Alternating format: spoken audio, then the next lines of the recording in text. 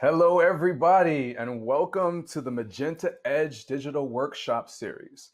My name is Carl Franz Williams, and I am a restaurateur and mixologist, entrepreneur. I am excited to have you here. I'm the owner of Cocktail Lounges, 67 Orange Street in Harlem, New York City, the Anchor Spa in New Haven, Connecticut, and coming soon, Uncle Waithley's Ginger Beer, which will be out later this year. So very excited to be here. This is workshop number 5 of 8. And so every Thursday until April 1st, we will have a new workshop about different facets of the small business experience. So we're happy to have you here. And so this one is called a Small Business Guide to Accessing Resources. To see all of the articles and stories on Magenta Edge or to register for upcoming workshops, please go to tmobile.com/magentaedge. We'll be live tweeting throughout today's workshop, so feel free to jump in and join the conversation. I'm excited to be here, to have the opportunity to share this conversation and to have this discussion with you. It's extremely important, and so I'm happy to be here and to have the honor of doing this with you today. So this one, Small Business Guide to Accessing Resources, and a little bit about myself. Why am I here? Why am I here doing this? You may be asking me. For those who may have researched or seen who I am, great. But I want to tell you a little bit about my backstory and how I got to where I am today, and have the opportunity to do something like this. So my experience has been a little bit different from the average sort of, small business restaurateur or entrepreneur. I actually started out in big business. My degree is from Yale University. I have a degree in electrical engineering. You're like, all right, that's pretty far away, but it is. I learned to problem solve, which is a key skill that I still apply to what I do today. I started my career out with Procter & Gamble in the manufacturing business. I worked in a manufacturing plant, making sure that the facility's equipment ran well. And then quickly discovered that in the world of Procter & Gamble, it was all about marketing and brand. Procter is an incredible school of brand management, and I wanted to get into that and be a part of that. So I was doing well. I was able to convince the company to allow me to move over to brand. So I moved from manufacturing to brand, and took an opportunity in Puerto Rico, which was pretty amazing. It gave me the opportunity to not only learn brand management with Procter, but also to learn a second language. And I'm very proud to say that I am fluent in Spanish, and it's a great asset to have a second language, and something that I recommend for anyone who has a chance to do something like that. I spent a few years at Procter & Gamble in brand, and then decided to move from Puerto Rico back to New York, where I grew up. I'm a New York City native. I grew up in Brooklyn and finished high school in Hempstead, Long Island. And then I moved back from Puerto Rico to Harlem, a neighborhood I hadn't lived in, but an incredible, historic, and amazing neighborhood. And that's where I reside today. So all of this has taught me has given me a strong basis or background in classical branding and business development. And so that's sort of the approach or the foundation that I build from in doing business and the things that I do today as an entrepreneur. And it's also positioned me to really to kind of combine those two worlds in a sense. So today I'm on the advisory board of multiple organizations, both within my industry and outside. So I'm on the advisory board of the New York Hospitality Alliance, the New York Alliance Against Sexual Violence, very important work that we do there. Harlem Park to Park, an organization that I founded, and I'll tell you a bunch more about that later on. And the Bar, which is an organization that puts on lots of educational programs for the craft spirits industry, and also holds the Bar 5-Day, which is a program that essentially certifies you as almost like a sommelier of cocktails. It's like the most sophisticated sort of learning in cocktail and spirits you can do. So that's a little bit about who I am. That is me on the cover there. I mean, that is me in front of one of my restaurants there. I actually do ride a skateboard, key fact. So that is actually my skateboard. And and my sneaker game is pretty dope. So I don't know if my lady would agree, but I think my sneaker game is pretty dope. So anyway, that's me there. So how does someone go from being this sort of classically trained marketer to an entrepreneur, and particularly a mixologist and bar owner? For me, the path was based on something I always felt. I always knew and felt that I was meant to be an entrepreneur. I had these ideas, these dreams, this vision, this passion. And although I worked for great companies that gave me an opportunity to do some things there, I always felt like my story would never be fully complete until I was able to step out and express my ideas fully on my own. And so it was a calling. I wasn't sure exactly what it was going to be. I opened my first restaurant, Society Coffee, while still working at Pepsi. I saw the opportunity to bring a craft, like sort of artisanal coffee shop to Harlem. There wasn't one at the time. And so that's what led me to opening Society Coffee. It taught me the business, is where I first learned the restaurant business. And then while working on an innovation project at Pepsi, I discovered the craft cocktail world, and I was mesmerized. The idea of being able to take a culinary experience in a glass, it was something that was new and unique to me. And I thought it was really amazing. I thought the opportunity and what it represented was going to really explode. And it has. This was, 13, 14 years ago, and craft cocktails weren't everywhere at that point. The ubiquity with which you see every great restaurant has a cocktail menu these days. That wasn't the case then.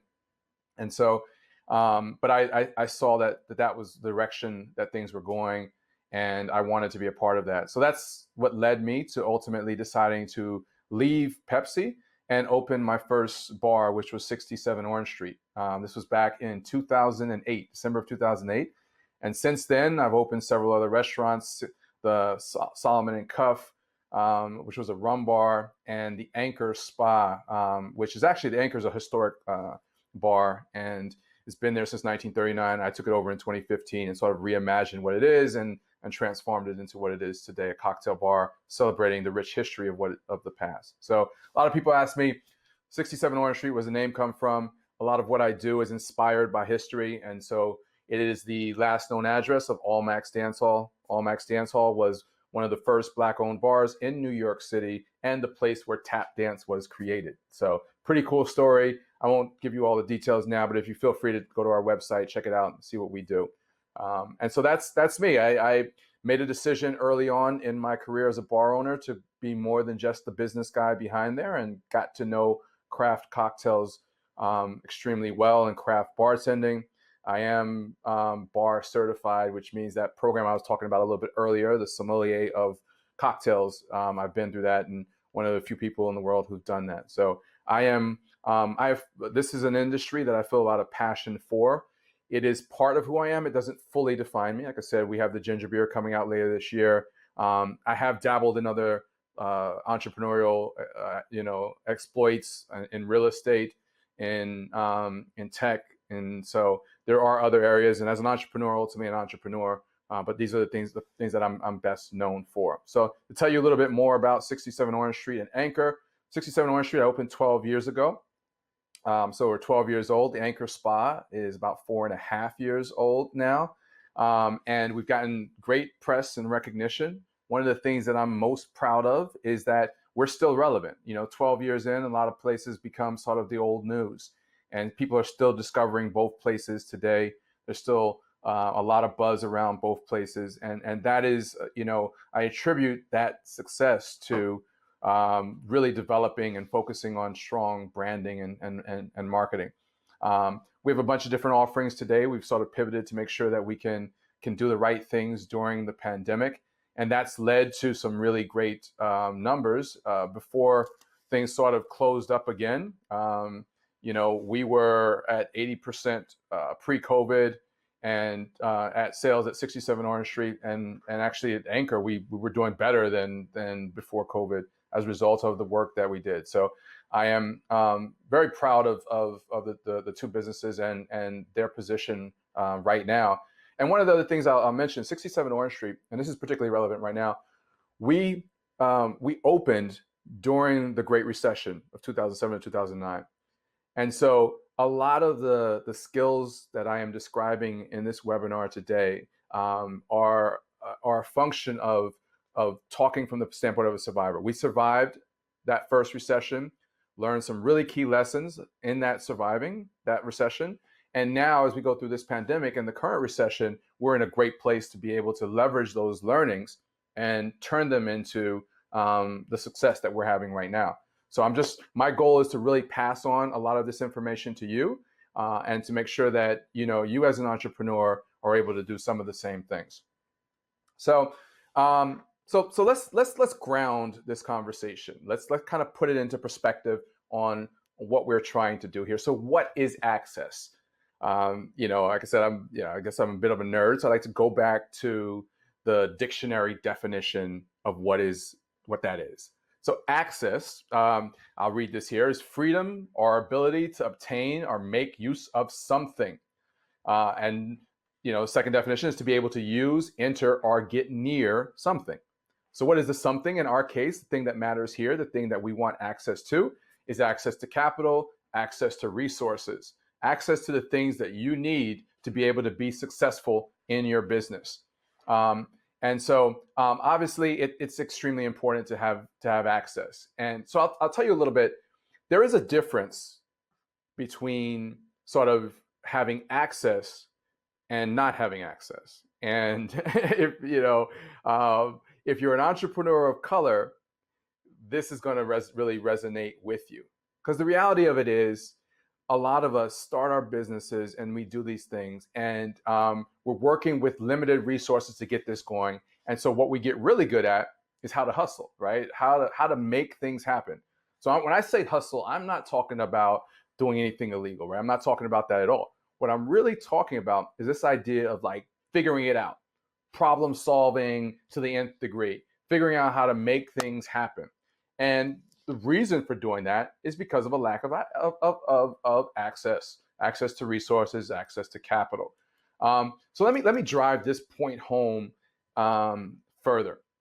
Within our country, there is a history of economic disparity, of basically, of a system that was designed to really keep entrepreneurs and sort of people of color in a different economic paradigm than the rest of America.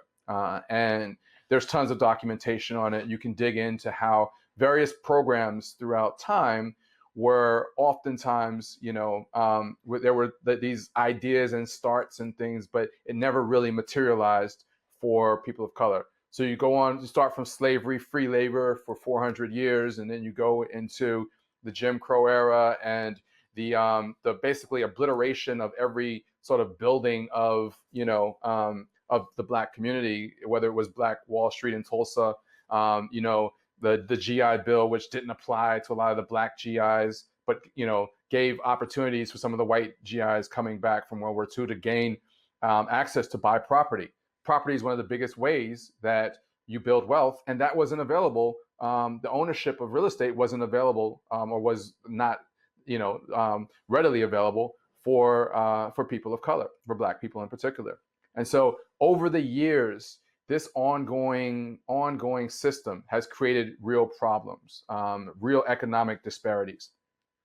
And so when we talk about this has become so apparent this year, right? Because the pandemic showed the disproportionate death rate from COVID blew open this idea that things were sort of equal. Like all of a sudden, it was blatantly obvious that there were disparities, that healthcare, there were huge disparities in healthcare, which led to a lot of underlying conditions, comorbidities that were costing the lives of Black Americans.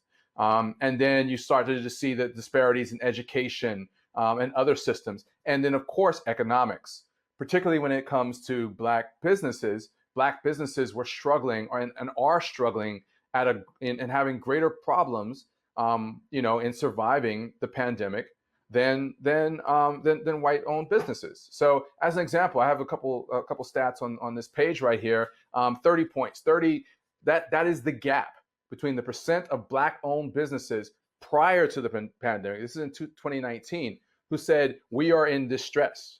was 57% of Black-owned businesses versus, or at risk or in distress, versus white businesses at 27%. This is in 2019. This is pre-pandemic. So you can imagine what the pandemic did in terms of creating greater damage here for Black businesses. When I talk about access, access to wealth, right? Like the average white family's wealth is 8 times that of the average Black family, 188K versus 24K. I mean, these numbers are really hard to get around when you're looking at access, when you need access to be able to open or start or maintain your business. And not only does this show itself as just access to capital, but being able to get the information, the intel, the resources that you need for your business, it just blows this great hole. So this is very, very important stuff. And obviously, if you're here, you know that. And I am just, again, I hope that you can really take away from this all of the experience and learning that I've had to this point, and use these resources to sort of overcome some of this. Ultimately, our country needs to do better and figure things out to help the situation more. And I will say that this summer and sort of George Floyd and the like, there are more resources than I think I've ever seen for entrepreneurs of color. Shout out to T-Mobile for doing this program and putting this on. This is fantastic. And there are a lot of stuff out there. And so more like never before, if you are paying attention, you have to grab these resources and take advantage of this opportunity. So, like I said, this little quote here said, the ratio of white family wealth to Black family wealth is higher today than at the start of the century. So, but this is it's an opportunity to try to change this and to do something about this. So, we're going to dig into a few areas today. I like to think of access in sort of 3 categories: access to information and opportunity, access to capital, and then access to community networks. And we'll dig into sort of why all of that makes sense and how you can gain access to this stuff. Now, one thing to note here is that there is no one size fits all. I don't want you to think that everything on here is for everyone. But the idea is that there is a method to it, and you can dig into that method, find what makes sense for you, and apply those things. But there should be something in here for everyone. If you're an entrepreneur, you'll find something in here. But again, finding the right combination is up to you. It's for you to take this information, dig into it, and really make something from it. All right, so let's jump into our first lesson. Lesson number 1, accessing information and opportunity. And I like to call this one "Stay Woke," because in business, it is so important to stay woke, to be aware of what's going on, to have the right information at the right time, to be able to optimize what you are doing. It is key. If you can imagine, if you were going to battle and you did not have the right information, resources, nuance, everything that you needed when you got onto that battlefield, you're going to get out-strategized, outmaneuvered, and beaten every single time. Well, business is the same.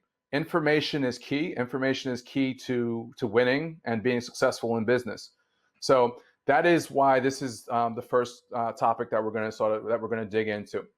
So what types of information are there? I like to think of this information and this information and opportunity as sort of 3 different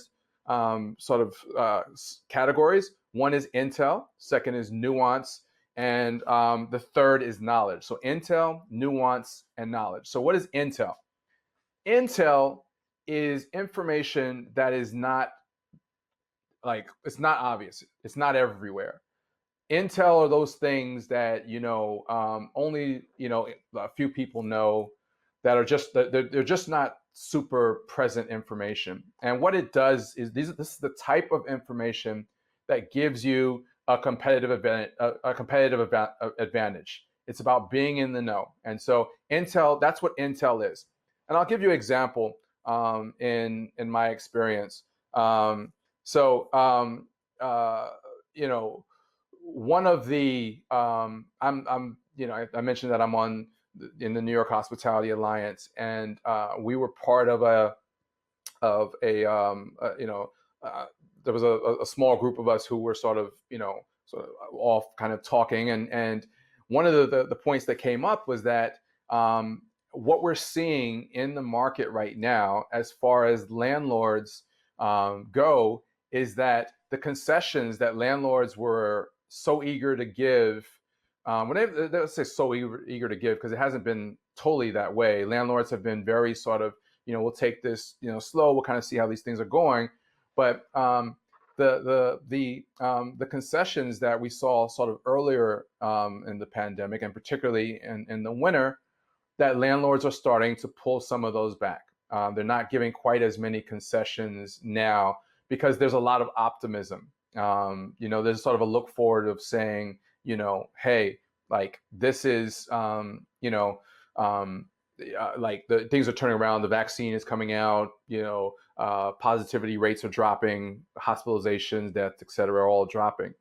And so it's a good time, if you haven't thought through what your negotiation or was going to be with your landlord, now's the time to jump in. So that's a great example of Intel.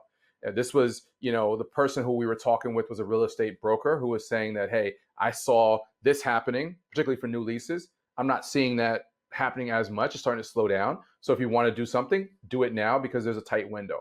That is Intel. That's information that's not all out there.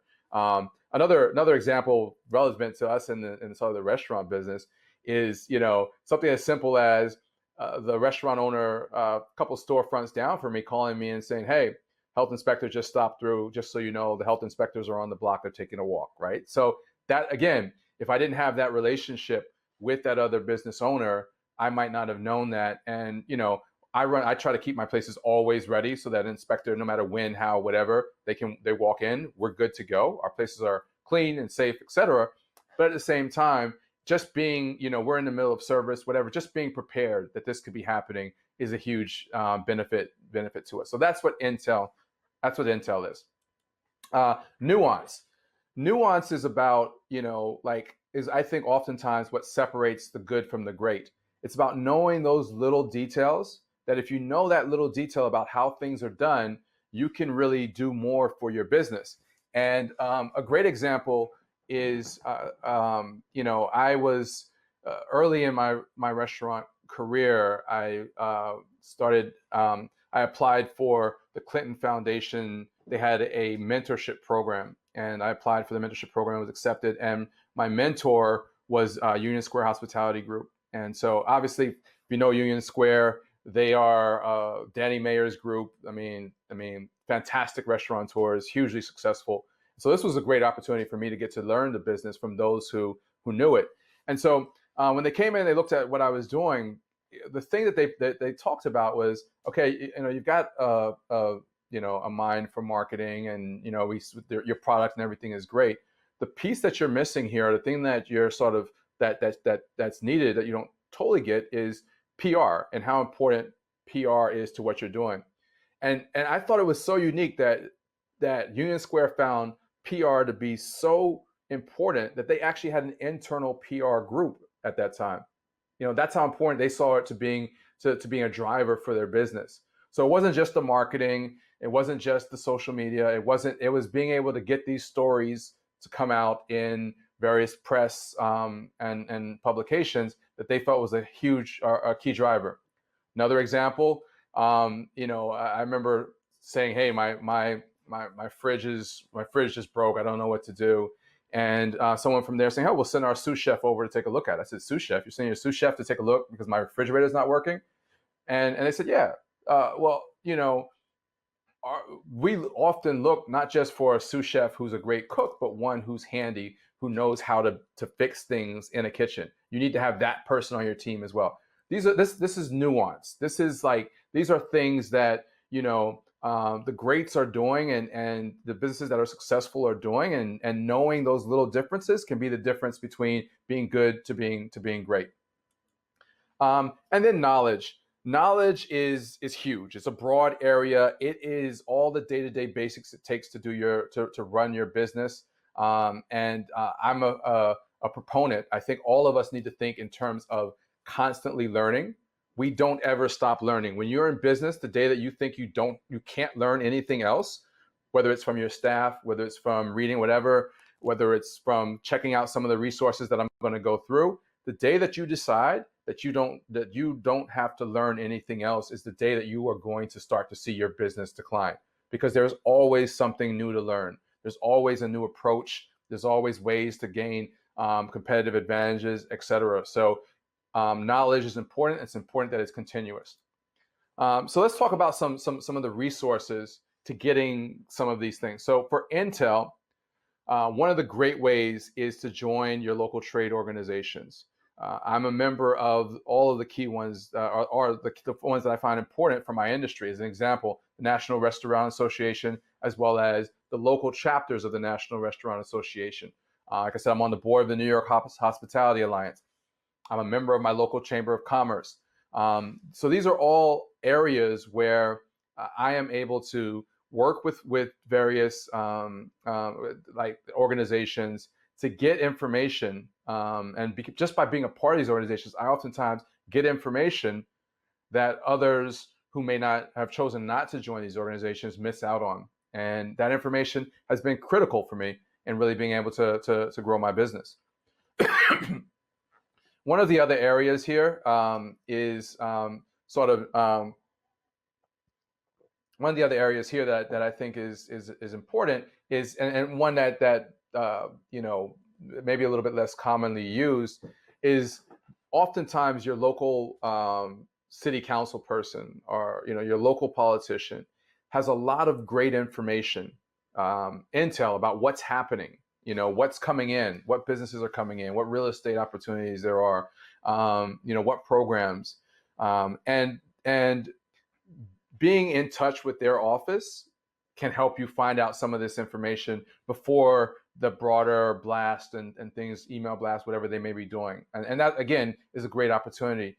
It's great for you. You get to know what's going on. Oftentimes, it's great for them as well, because they get to hear from you. So this is one I think, not often used, but I've found to be very effective, is to get to know your local politician, and to establish some sort of relationship with them or with their office.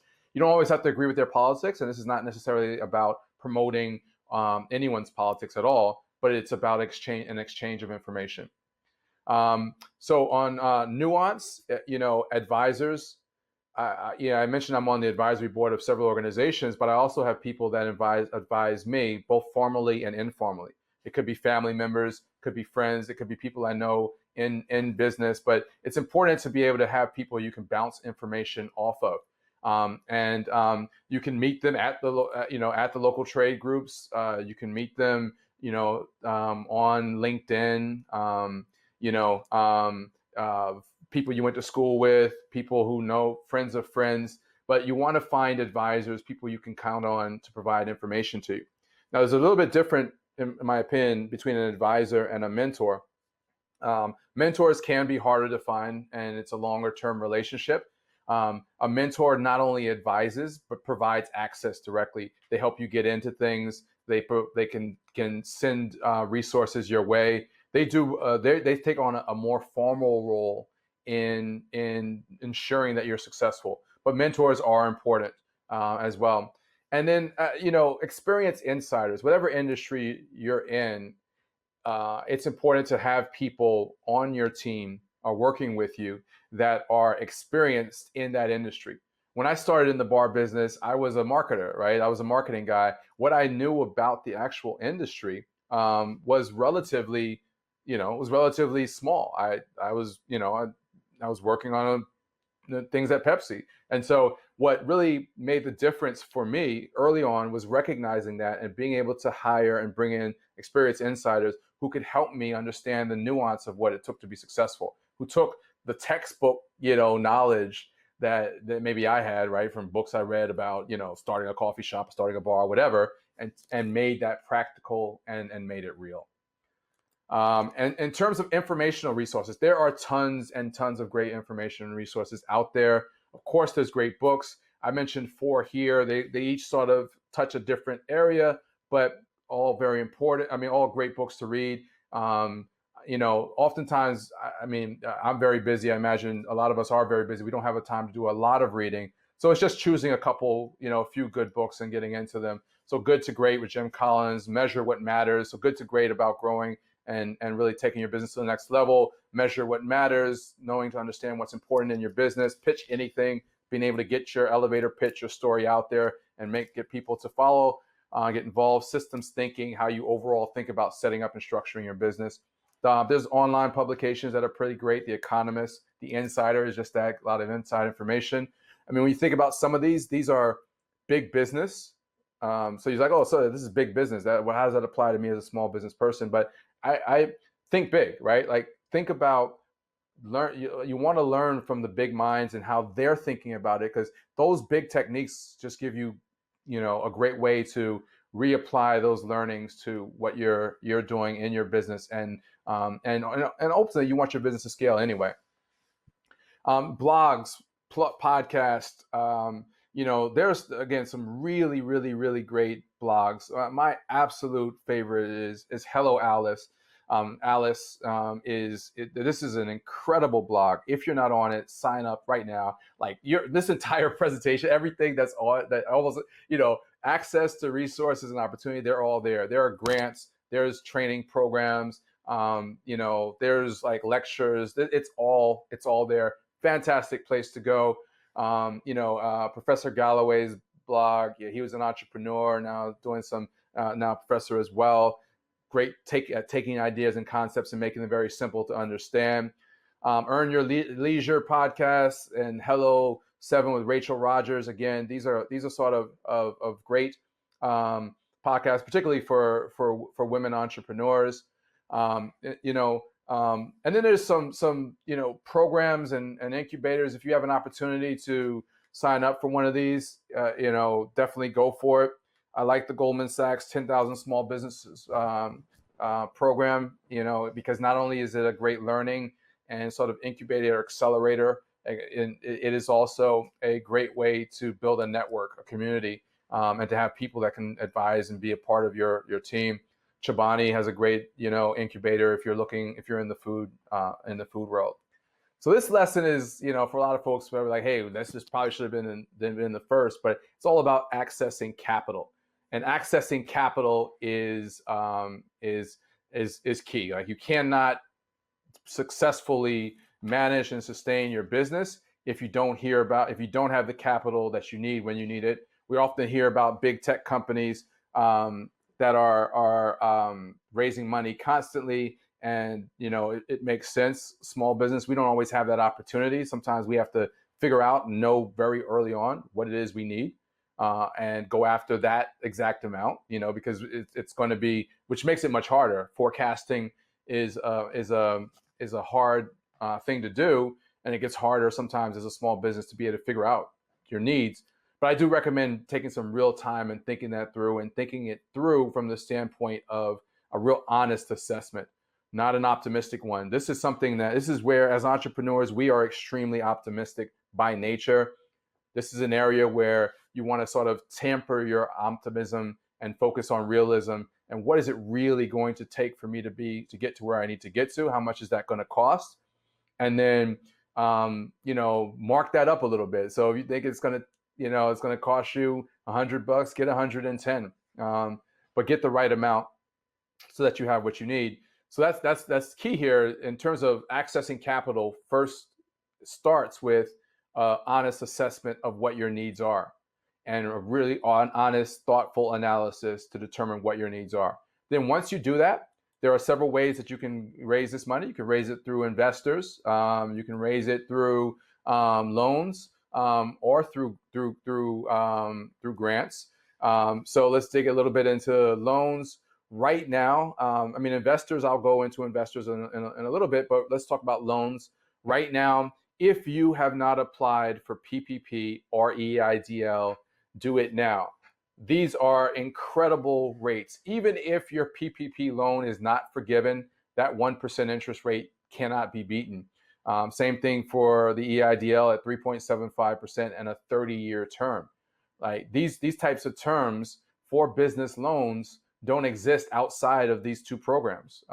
It's very hard or very difficult to find something out there like this. And so if you have not applied, do apply.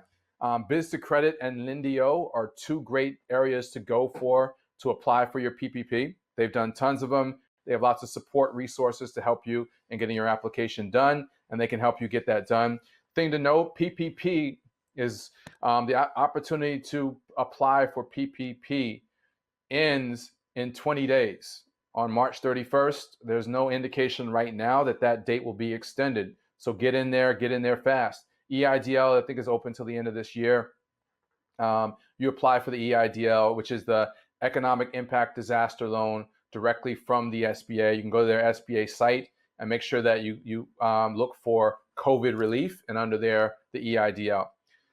Within every community, there's what we call CDFIs. These are community development financial institutions. And these are banks that have a specific charter to focus on the community. They are also often doing PPP loans. They are a great resource, again, because they provide a lot of resources to help you in completing your application. And the government has carved out specific money for these organizations to lend to borrowers in their community. And so now's a great time to jump in and go after those. I also like to point out that if you're using Square for your business, they have done a great job with PPP loans. They are able to get them, their portal for getting the information in is oftentimes, I found to be simpler than some of the bank portals. The information is organized really well, and they're very efficient at getting you your money and getting it quickly. So if you do use Square for your business, I suggest that's a great resource, Square Capital, to look at for getting a PPP loan. What I really want you to stay away from right now, I did mention you can potentially use home equity. There is some benefit there because interest rates are really low right now. But I also caution you, because you don't want to end up ultimately losing your home and your business, at the same time. So it's something to be very careful about. You don't want to take more home equity than you can afford to service. So just be careful there. But what I really want you to stay away from, because it can be easy right now. I mean, PPP and EIDL, while great programs and probably the most democratic money I've seen in my lifetime, going through the first Great Recession, the only people who got any bailouts were the big banks, right? And so there wasn't money like this before. And so this is actually pretty great, but there are still issues with it. PPP is based on the size of your payroll. A lot of us have really small businesses, or we're sole proprietors. And so the size of our PPP is small, and it doesn't give us what we need to ultimately sustain. EIDL is based on gross profit, which is your cost of goods sold, subtracting your cost of goods sold from your gross revenue, and then dividing that by 2. That sort of maxes out what your EIDL can be, and with a cap of 150,000. That being said, that's not, I mean, if your sales aren't, if you don't have big sales yet, a lot of small businesses are 25, 50K and under. The amount of what you can get there is also limited. So there are issues with these programs. They're not the end and be all. There are some carve outs for Black and brown businesses within these programs, but you just want to, but you still, even though that's the case, is try to avoid factoring, right? So that's the place where you don't want to go. I didn't get a PPP, I didn't get an EIDL, but I got this advertisement for someone who will, they will give me my future credit, they'll give me a loan against my future credit card receivables or my inventory or something like that. What this really does is it's a desperation move, and it takes away from your future cash flow, which means it's going to be that much harder to run your business. Right now, we've deferred a lot of expenses, right? Like during the pandemic, there's a lot of opportunity to defer expenses in various communities, depends on what community you're in. But deferring expenses and then adding on top of that limited cash flow means those expenses come up at the same time that your cash flow is less, and all you've done is postponed a really big problem or made a problem even bigger. And so you want to be really, really, really careful with that. I also don't recommend, stay away from hard money. The idea is like these loans with interest rates that really crush you. If you can, you want to avoid daily drafts and things like that. All this does is it hurts your cash flow. The money seems exciting. You're like, I really need this money, but your chances of success when you're limiting yourself are less so. So we want to stay away from those kind of things. Sometimes a micro loan might seem like a great way, but I talked before about how important it is to know how much you actually need. And if the amount of that micro loan doesn't get you what you actually need, it oftentimes is not, you're not the help you need. And that's that honest conversation you have to have with yourself. But grants are, right now, there is more free money again than I've ever seen. And so there are grants, there's tons of programs. I mentioned that Hello Alice blog, great place to go and look for grants from all around the country. Every state has various grants and resources that they are offering. The key here is that, is they're often very competitive. So it's about your story. It's having a good story to tell. And the kid, like, you want to build your elevator pitch. You have to know and be able to say in a second, really quick, this is what I'm about. This is what I'm trying, my business is, and be able to have that story tight so you can write it in a way that's very compelling, or tell it in a video, or whatever the criteria for that particular grant is. And then also knowing the the sort of romantic parts of your story, the things that make your story special and unique. You also want to have that. So the most successful grant pitches are the ones that have a compelling business proposition. They understand what the problem is that they're trying to solve. They understand what their solution is, and why it's unique and special. And then they can put this really great story around that. You put those three things together, and you will be well positioned to win some of these grants. So having a really clear business proposition, knowing the why and what makes your solution special or unique, and then being able to put a really great story around that, or telling your story in a really compelling way, will help you in terms of winning these grants. So I mentioned before that we were going to talk more about investors. There's so many ways to structure a deal with an investor. This could be an entire class on its own. So I'm not going to spend too much time here on this particular slide, but there's just a few questions to ask yourself as you're thinking about bringing in an investor. First of all, don't do it from a point of desperation. If you're approaching an investor and you're desperate, and they can tell that, you're less likely to get the deal you want. Number one, because they have questions about, why is this guy desperate, or this person desperate? Two, there's this idea of, like, if there's the sharks out there, the ones who can smell blood and will say, this guy is desperate, or this person's desperate, so I'm going to charge them some ridiculous rate or whatever, for what they're doing, or I'm going to try to gain control of their business. So the key here is going in with confidence, knowing what you're about, and then being able to make the decision about and separate out the idea. Equity doesn't necessarily mean control. You can give away. Equity has a lot to do with the actual ownership of the business. Control has to do with the day-to-day operation and being able to make decisions about your business.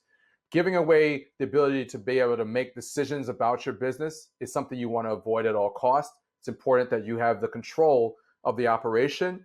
The equity piece and what happens, to the business as it's sold, that is something where you can have more flexibility. So you don't have to own, as much, but you do want 100% of the control. Vesting is an idea that basically says, when does this equity that you're giving out, when does it become real? When does the value truly accrue? And it doesn't have to be day one. If you're bringing in, or you're giving an investor a stake, and you're asking for other things from their advice, support, whatever, and you're not sure how that's going to go, being able to have a period of time before they actually do own whatever they own is the idea of vesting. Dividend priority. Oftentimes investors like to see to get paid out first, off of dividends or returns. That's something that you can figure out how you want to structure that. You want to make sure, though, that in doing that, you are maintaining something for yourself in that priority too. So it doesn't have to be a complete windfall just for the investors out of early returns. It can be partial. But the idea is that, we always talk about paying ourselves first. That's critical in business. Make sure you don't leave yourself out. of whatever priority that you do. There has to be something in there for you, because as an entrepreneur, you need to be confident that you can take care of yourself, and that gives you the clear head you need to be to focus on and to win in your business. But whatever money you take, there is good money and there is bad money, and I mentioned a little bit before about that. But this is if you take nothing else from here about in terms of accessing capital, the thing that I would encourage you to do is to get to know the difference between good money and bad money. And bad money can tank you. It can destroy your business. It can take away your ownership. It can leave you with nothing at the end of the day, after all your hard work. Or a lot of of collections and lawsuits and things that you just don't want. So when you think about good money, the key is to think about the 3 R's. The 3 R's with a little understanding on top, right?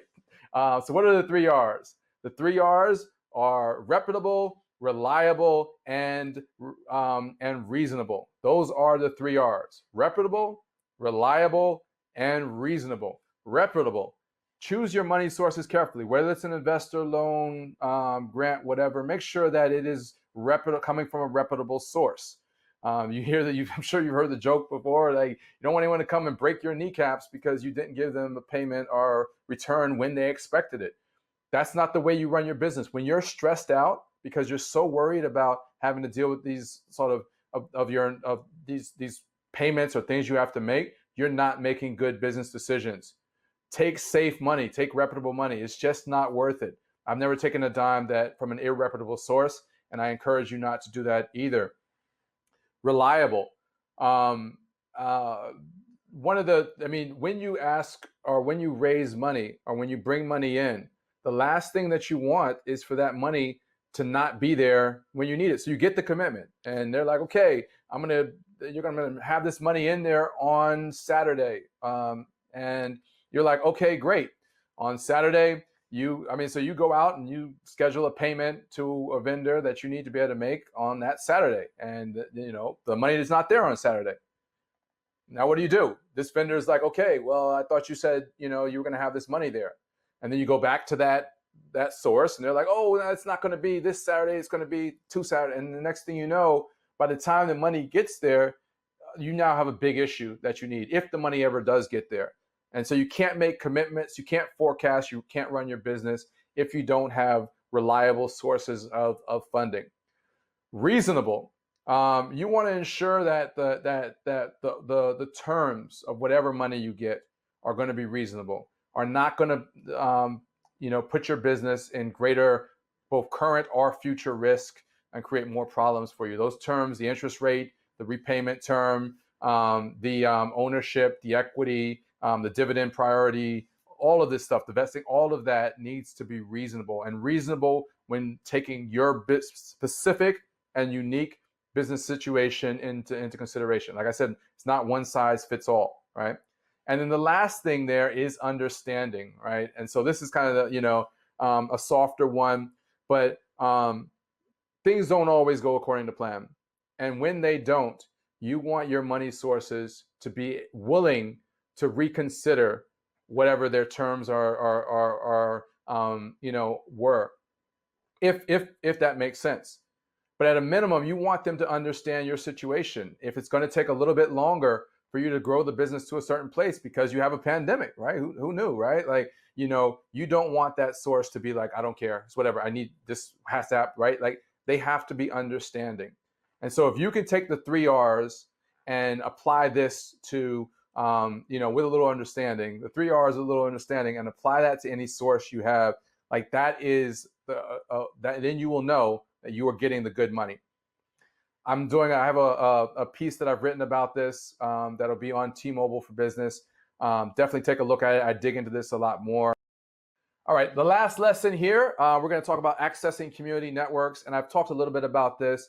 Being part of your community is important for many reasons, but one of the biggest reasons is because you have the opportunity to share and to create a collective pool of knowledge. I mentioned before that I was on the board of the Harlem Park to Park, and the executive director here, great quote, says, I don't assume I'm smarter. I let people tell me what they need. A good community network is all about that, about understanding the needs of its members. And so that helps you with determining intel, getting the information that you need. I talked about before, that sort of information that like can help you. And then resources as well, everything from potential business opportunities to well-priced vendors, to critical relationships, all great things that you can get from being a part of a community network. So some types of community networks, there are local trade associations, BIDs, which are business improvement districts, community economic development groups, chambers of commerce, business incubators, accelerators, business schools. If your local business school, they often have great community programs, small business development centers. And bottom line is, if you can't find it, build it. You can create your own organization. And so I'll give you a quick case study of how I did that. When I opened 67 Orange Street, like I mentioned, it was during the Great Recession. There were a lot of other business owners in Harlem who were struggling like I was. So I saw the opportunity to collaborate. So a group of 9 of us got together and we said, hey, we are different businesses, but the issue that we all are seeing is the same. People aren't coming, shopping, spending time in Harlem, and we want them to do that. And so we can get them to do that. All of our businesses can rise, and we can also help each other along the way. And so we put together an idea of creating 360-degree programming, so conferences, marketing programs, promotional opportunities, and it's been a huge success. We started initially as 9 members. Today we're over 250 members, and 60% Black, 80% women, so it's pretty great. And we've continued to expand our offerings. We now offer a program called the Harlem Local Vendor Program, which is focused business development. It sort of works as an accelerator. Businesses are accepted into the program, and not only do they learn everything that they need to be able to take their business from a small retailer to a large retailer, we actually can also even get them in the door with big name retailers. And so pretty awesome program. It's the inside track in a lot of ways. So this is an example of, hey, it didn't exist and I saw an opportunity. So I worked with my community to build a great program that helps us all. The last thing I want to say here before having one more sort of question here is, it's so important with all of this that you stay, like I said, stay woke, stay aware, but also get involved. Get involved, stay visible in your community, stay visible in your trade organizations, whatever you're involved with, have a say, because getting recognized opens up more doors for you. If you recognize the people for what you're doing and for what you're saying, you have a greater opportunity to just to really stand out and get additional resources that you might not have even known. So with that, I want to say thank you so much. Again, I wish I could see your faces. I wish I could get to know each of you individually. Please feel free to check out 67 Orange Street, Anchor Spa, and Uncle Waithley's when it's in market. And feel free to reach out to me or at any point on Mr. Carl Franz on Twitter and IG. And thank you so much. Thank you for your time. I hope you got something great out of this.